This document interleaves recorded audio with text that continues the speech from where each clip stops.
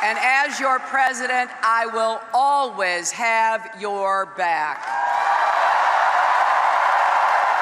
And I promise you this, as your president, I will always have your back. So when you say you're responsible for something, Madam Secretary, what does that mean? If you're responsible, what action would you have done differently? What do you own as a result of this? So far I've heard, since we've been together today, I've heard one dismissive thing after another. It was this group, it was that group, I wasn't served by this, I wasn't served by that. What did you do? What do you own?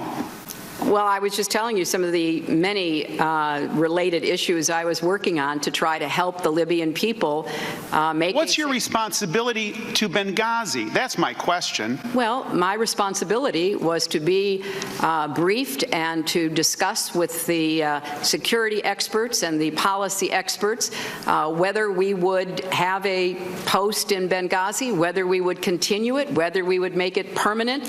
And as I've said repeatedly throughout the day, no one ever recommended closing the post in Benghazi. No one recommended closing, but you had two ambassadors that made several requests, and here's basically what happened to their requests. They were torn up. Well, that's just not true, Congressman. I know Secretary, they didn't get through. It didn't help them. Were those responded to? Is that your testimony today?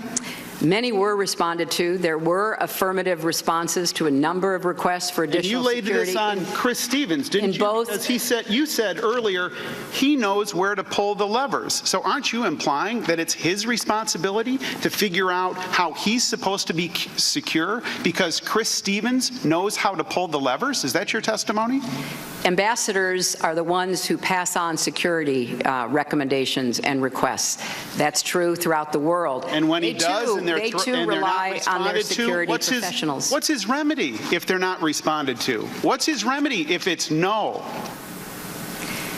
As I testified earlier, he was in regular email contact with some of my closest advisors. So hit resend, is that it? He was in regular email contact and cable contact with a number of cables didn't get through. You created an environment, Madam Secretary, where the cables couldn't get through. Now, well, that is inaccurate. Cables, as we have testified, and as they didn't get through to you. They didn't break into your inner circle.